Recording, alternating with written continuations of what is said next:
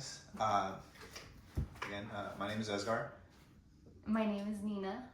and this is just a little something that has been heavy. I want to say first and foremost on my heart for like the longest. I truly do believe it is God's will that has been touching really, really hard and multiple times just in my heart. And we just decided just to start it first and foremost in our garage. We are more than excited. We're more than nervous just to see whatever comes out of this. So right now we're just talking about God's will be done, yeah. and names for the podcast. So we also, it's crazy, before we had even pushed play, we were talking about how we would be in like friends' garages, like, you know, way back in the day before we had God in our heart. We were like, obviously doing things we weren't supposed to, you know, smoking, drinking, all the things. And now we're starting a raw, vulnerable podcast in our garage. Yeah. And so just seeing like just full circle moment for sure. So yeah, and also bear with us. We are parents. So if we ever have to step out, it's because of our babies. But other than that, yeah. We were talking, and I did want our first podcast to be really about kind of where we got, how we got here, really, like our testimonies. And so you want to start first? Yeah. I want to say for me, I don't think I had I still don't think I have a big testimony personally.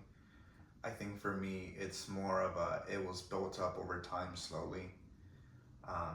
And, you know, for me, it was, you know, I had a friend praying over me consistently. I had Nina praying over me consistently throughout the years. And I always believed in God. Definitely always believed in God. To me, it doesn't make sense not to. So knew there was someone out there, something, higher power for sure, absolutely.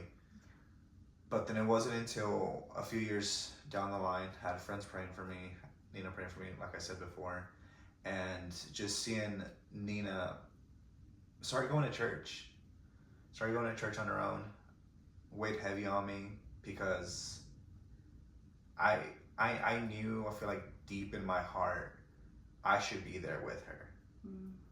I should be there with her, not just because of her, but for myself and for, you know, my Father, my Heavenly Father. And yeah, there were times I felt like, I don't know if I was guilt tripped or just I felt bad. You know, just picturing her be there by herself, you know, not having, you know, her boyfriend, husband at that time, you know.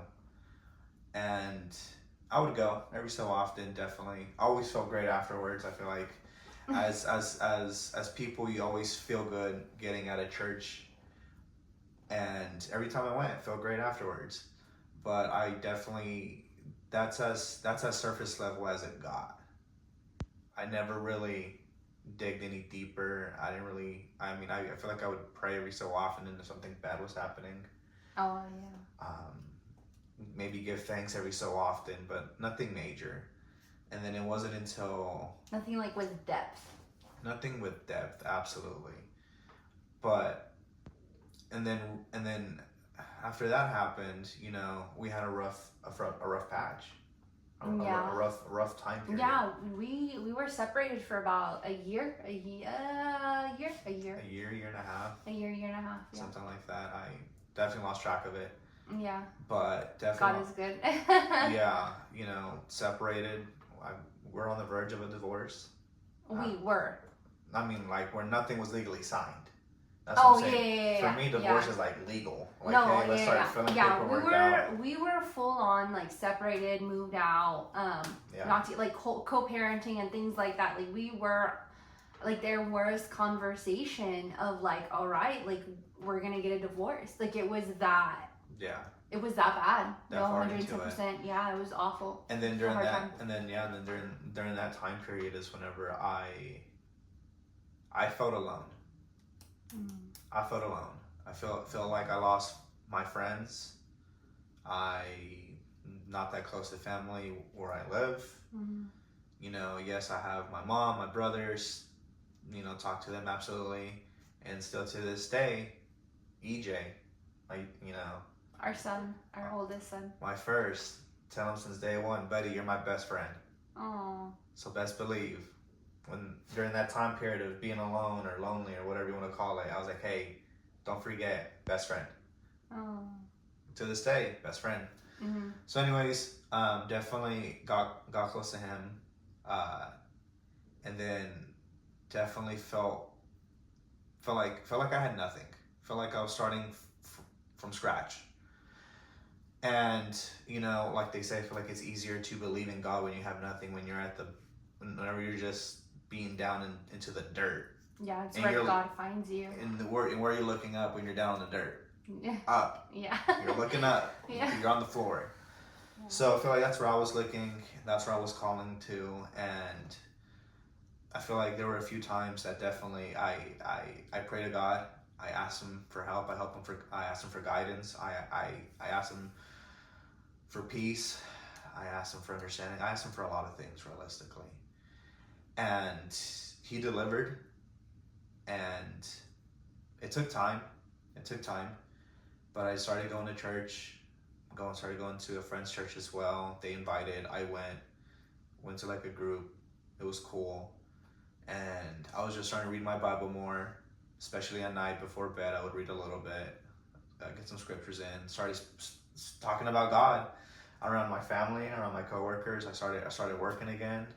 You know, God answered a big prayer about going back to a job, a company that I feel like speaks very highly to each other, and they're all about personal development. And God, yeah, the owner. And God, and it was just it's a great place to work, great people. I absolutely love it. I love it. And so, anyways, just speaking there as well, and just asking God. One day I asked God, I was like, God, I just pray over Nina. I pray over Nina that whoever she may find, whoever it is, I just ask that you send that person that way. Whether it's me, whether it's someone else, I just ask that you make her happy. Because I know in that moment, it didn't feel like I was the one. It felt like I was also pushing her away in a bit, in a way, giving her the cold shoulder. I was like being, you know, as distant as I could be. It was giving fleshy. It's okay. It was giving fleshy. I was being as distant as I could be, being a co-parent. Not allowing any room for sweet talk, flirts, nothing. I was just like, and whatever. It wasn't even the fact that like that's not even what I was like looking for at that moment, you know, or anything. But guys, like he was so dry, like to the point, and like I get it, like you know, at that point you have a wall, and there's a lot of hurt. There was a lot of turmoil. Maybe not so much turmoil, but there was a lot of like. It was easier to have a wall up. Absolutely. In that, and so absolutely. I think that even just trying to be friends in that moment, there's no way. So there was no like soft conversation, or not even soft conversation. There was not even like, you know how friends get together and they're like, oh hey, no, like literally it was a full on like, hey, I'm dropping EJ off, or hey, like you know whatever. Like it was like very. Well, again, I'm not looking for a friendship. So for me, I'm like, hey, as bad as it sounds, it's almost like a transaction. I'm like, hey, I'm here to pick up my son. Transaction. You're here to drop off my son. Cool. You know, what does he need? What does he have? Whatever, X, Y, and Z. All right, cool. Hey, I'll see you on Monday or whatever day it was. You know, we had a schedule going. We had, you know, rotation and everything. And I feel like we had it down to a science, to a schedule. So it worked out. I feel like, you know, during that time period. Sorry. Sorry. No, you're fine. We were never, I will say, we always made sure that no matter what, EJ was gonna, taken care of, protective, just because, you know, we just really, really wanted to make sure that he knew that he was loved. throughout this process. It was not his fault. It was a very, very hard thing for all of us individually. Like, every time I think about it, obviously it's very hard. It makes me cry, and I literally have to ask God, hey, I lay this dwelling or anything at your feet. I do. I really do. And like I said, but no, yeah, so at that time, there was really no, hey, how you do? I don't even think that you could be,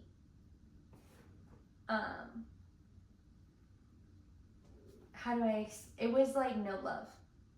No love. And I definitely think that it wasn't that he didn't love me. It was the fact that with just everything that happened, there was no room for him to feel like he could show love. Even if it was a friend, you know, like even if it was trying to be kind, like it was just a lot going on. Yeah.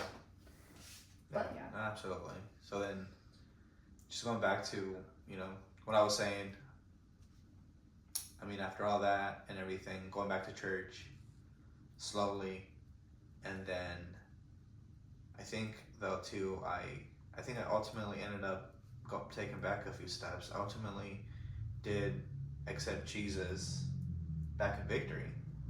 Yeah. Originally. Yeah. I accepted Jesus back in Victory. Yeah.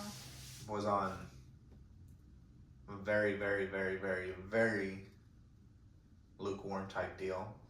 Yeah, I think that you did accept Jesus in your heart, but I do feel like you didn't know what that meant. You hadn't. Yeah. Like now it's like the deeper. Like, it's still, like I feel like, to be honest, it's still a surface level for me. Mm. But I am actively fighting for it, trying to get to a deeper level, praying more, reading my Bible, taking in, you know, some scriptures, you know, some knowledge, and it does help. But it's definitely, I think it's one of those things that I've done this more than once in multiple areas of my life. Yeah. And that's consume, and consume. That's all I did. Yeah. I feel like I would not take action. I feel like I was just so, what I call it, paralyzed by analysis. Mm. You just see so much of it. It gets so overwhelming. You want to make sure it's perfect. Mm-hmm. And then in the process of trying to make it perfect, you never start. Yeah. And so for me, that's what this is basically. And yeah. You know, Nina, you know, for the longest I've been telling Nina about it, and today she was like, "Hey, we're gonna start it." And honestly, obviously, guys, this is all God. First, I want to take a step back because I do want to say this again. We are making this podcast for God. Absolutely. This is awareness. Like we hope, and this is all God. Like I pray for everybody on the other side of this screen to accept Jesus Christ in their heart. Genuinely, 110%. Like that is always the goal. But we're here because we speak on vulnerable things. We speak on things that, yes, they actually happen. Yes, families get torn apart. Yeah, why? Because we were in our flesh. We did not have God. And so this is very like, hey, like this is a podcast of we're a family and we are a godly covenant family now. We were not ever always at all. And we fight to continue to be that way because it is a fight every day. So again, like we all make mistakes. You know, we all hurt. We've hurt other people. We like all the things. Like we've had gotten on our knees and cried out to the Lord. And again, we are being vulnerable so that way other people can have that awareness and, you know, relate. Yes, do we strive now? And are we way more like, yes, like fruits of labor, 110%. Like don't like just follow people and then they're like going back to the way. No, like if our friends, we have very godly friends as well, and they saw us like through the mud. They really did. And I'm so grateful for them because they would tell us I think, in like a kind, loving way, but also they wouldn't get involved in our shenanigans. Why? Because we were not having fruits of labor. Like, we were a hot mess. So with that all being said, I just wanted to pause and say that, because this is what that is. Like, this is because of God. And so now fast forwarding, like being here and making this podcast, as God was telling me, I think it was maybe earlier this week or last week, but he said, Nina, I had a dream. And I said, oh yeah, like what was your dream? And he was like, God was calling me. And I said, oof. Yeah. Oof. Yeah. It was kind of weird. It was kind of trippy. I've never had it done happen before. Literally, I just vaguely remember I was sitting down somewhere, and then a guy walks up to me. He's like, hey, I'm like, yeah. He's like, hey, God is calling you. Mm. And I just woke up. I was like, yo, okay. I've never felt that. I've never experienced that. So to me, that I feel like I feel like sometimes I do.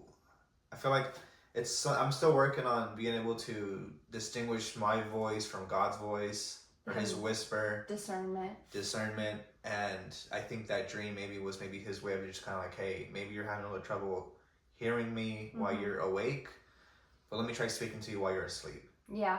And so maybe that's just how I'm taking it. And I think it's definitely not a maybe, but yes. Right. So, there's that. But yes, to this podcast is like, I feel like I've always had almost a gift of just being able to talk. Yeah. Even though sometimes I choose not to. Yeah. It's just I have this thing that people just gravitate to. Yeah. Like they're more than open. I'm very welcoming when it comes like, hey, if you need to talk or speak or whatever, I'm here. Yeah, it's definitely a gift.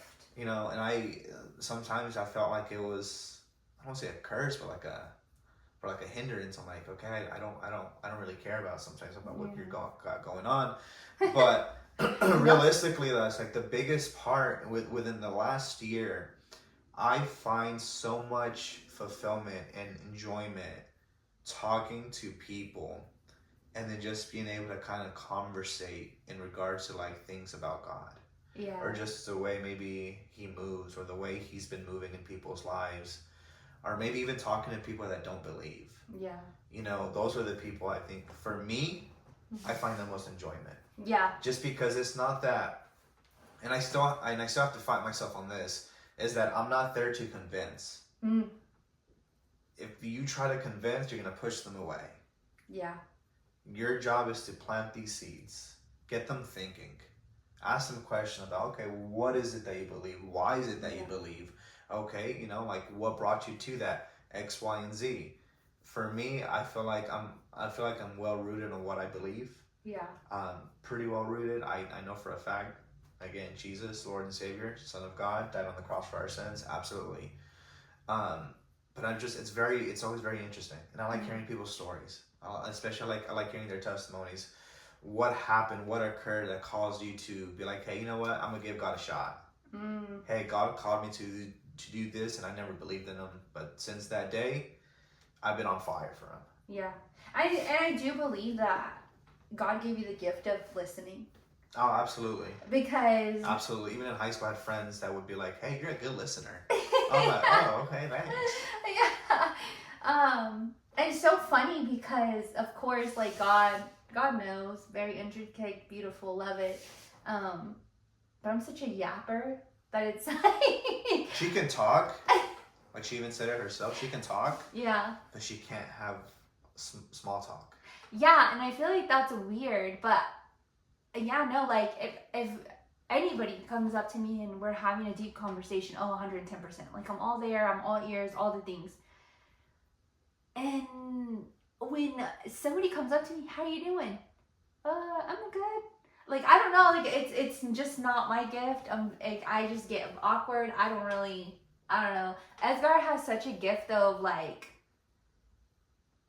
oh, hey man, da, da, da. And then it just goes off from there. And I have had to learn to be a listener because I was not. And now I do feel as though I just listen a lot more, and I love that. Again, who was at church, and pastor said, that's why you have 2 ears and 1 mouth for a reason. You have 2 ears, you know. Nice. So you have to listen more than what you speak. right. So Listen twice as much as you speak. right. So that was really good. But I know this is all feel like it's all like mushed in, and bear with us again. This is like our first show, first podcast. I'm sure we'll polish over time, but I really do want to, like, I do enjoy like the open conversations, and like I know the questions started regarding your testimony and stuff like that, but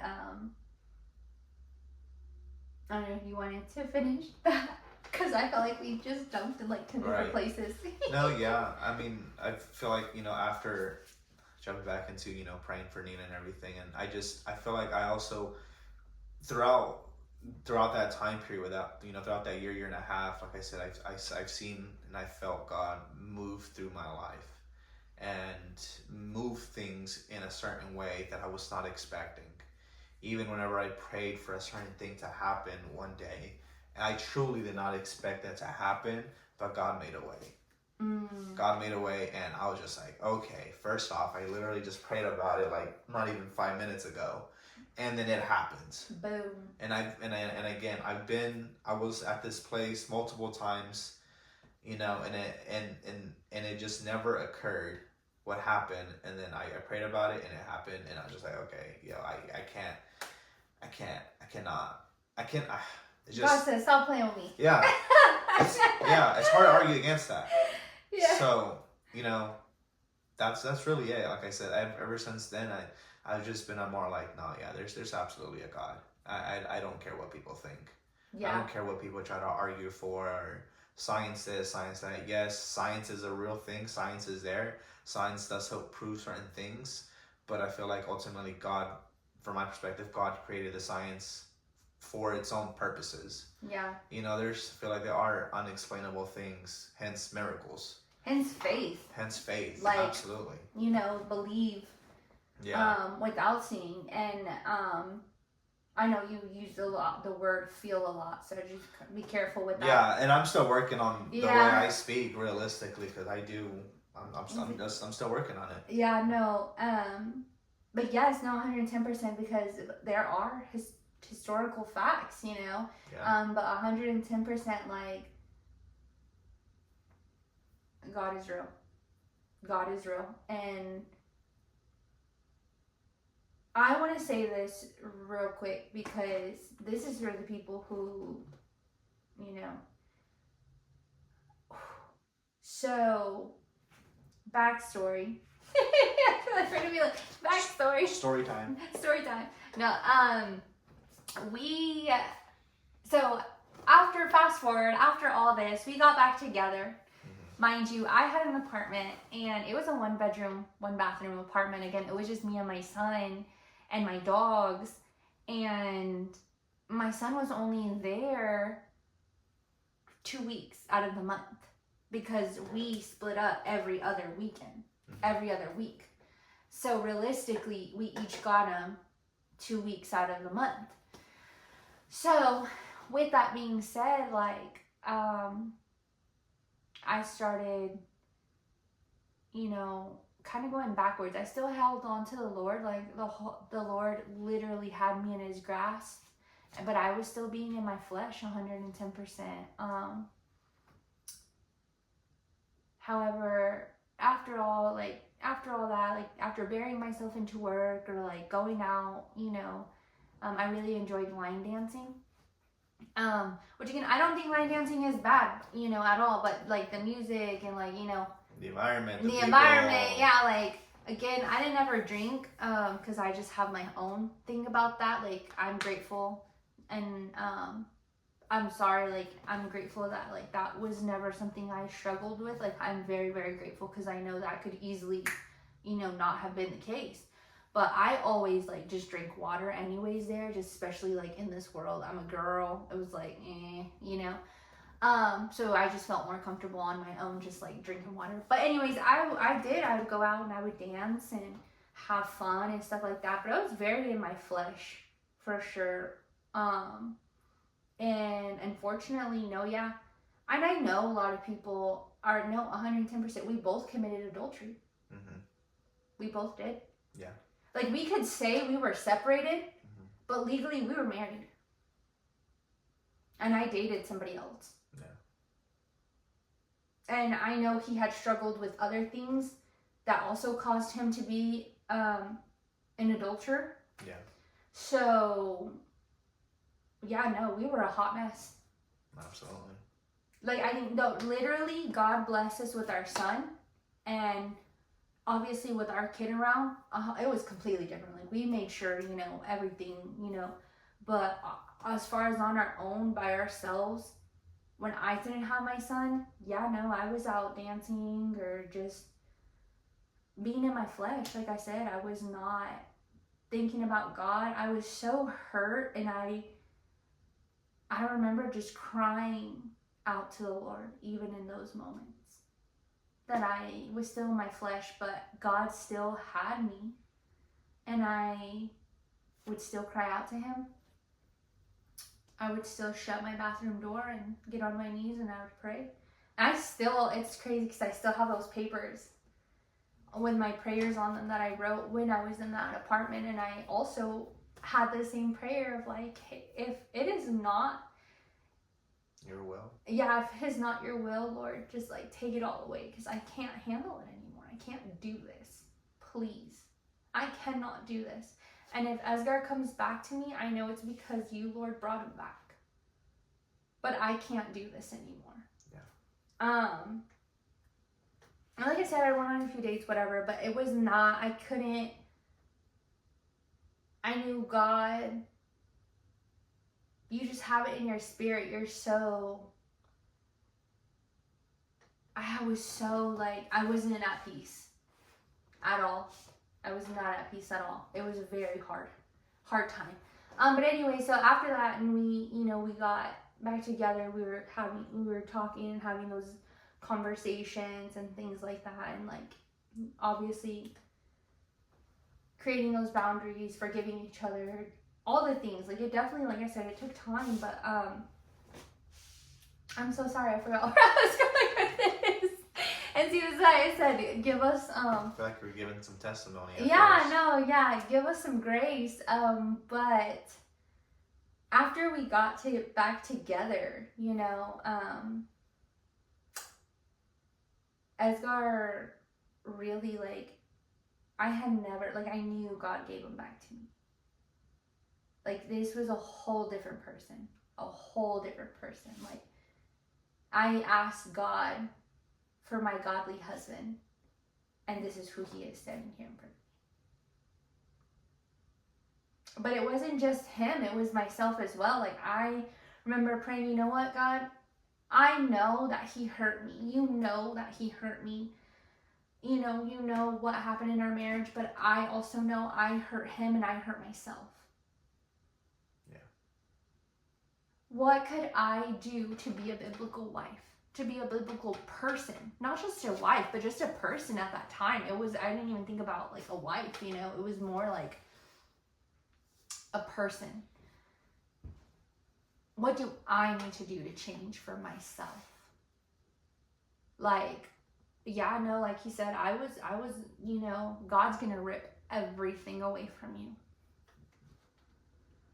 And it's not even, and we think it's like, oh, like it was, no, it was nothing that we needed. It was nothing that we needed. It was like good riddance, right? And at the time, obviously, you're like, what's happening? Why is this going on? Da, da, da, And now I'm like, what are you telling me, Lord? What are you telling? What are you teaching me? What are you speaking to me? And so I just got into volunteering. We continued, after we got back together, like you said, we started with our Connect group, is what we call it. And it was just such a beautiful thing. And after 3 months of being together, and we had spoken about it, like, hey, we want another child. And I know this sounds crazy because it's like, oh, this happened so fast. How do you know? Da da da da. God. Yeah. God. Like it's different. Like again, people who know who are also raised really, because we weren't raised that way. Like we come from like Broken homes. yeah, broken homes. Like it's not that way, right? So Broken homes. when the people that are raised that way, that now I know how to raise our children. Yeah, no, I do believe, like I was telling him, like it statistically takes at least 3 months, whether you know or not, you're going to be with that person. You know. And God also is going to tell you or take him away. Like he's going to bring him to you or he is going to take him away. And again, a wife is found. That wife does not go looking. So girls, I'm just saying, like don't be looking, like no, like God will bring him to you. Yeah. And 110%. So being able to like shift that, and we started redating in a biblical way. We knew what we wanted. We knew we wanted another baby. We knew what it was meant to be in a biblical covenant. And fight for that marriage, and our conversations are different, our disagreements are different. Like we move differently. And God is at the center 110%, and that is the only way we are here right now, with our home, with our children, with just a new marriage. Yeah. And we're both completely different. Like again, it was just such a beautiful thing, and really being in unison now with God in the middle. Like it's such a beautiful thing. So again, pray to the Lord. If you're dating, if you're in your singleness, it's for a reason. Hold on to God 110%, because you are not alone. Like that is a lie from the devil. You are not alone. You are not broken. Nothing is wrong with you. God's timing. It's perfect timing. Yes. Because I 110% know that we kept looking forward and we never looked back. We kept looking at God and we never looked back. And that was really how we had a restoration for our marriage. So I guess that was a testimony for like our marriage and yourself, really. Yeah, absolutely. Yeah. Yeah. My testimony, I was 11 in like church camp when I first was saved by the Lord. And I didn't know what that meant. And I think we're going to go ahead and save that for next time. Yeah. We'll save that for next time. Yeah. Your testimony next time. Yeah, because there's just so much going on. But so yeah. Just wanted to start this off, see how it goes. We're excited though for what God has in store for us. So yeah, happy to meet everybody. I don't like to say those things with social, but hit like, follow. But those that made it to the end, thank you. Yeah. You know, whether if you skipped a few parts, whatever, that's perfectly fine. I understand. I've done it. But just thank you for giving us a shot, giving us a chance. Just even if you guys know us and you guys just wanted to be a little nosy and just kind of see what's up. Respect. You know, we're here we're here just doing us. We're here doing God. We're here just doing the Lord's work. Absolutely. And yeah, absolutely. So thank you. Yeah, thank you guys, and we'll see you next time.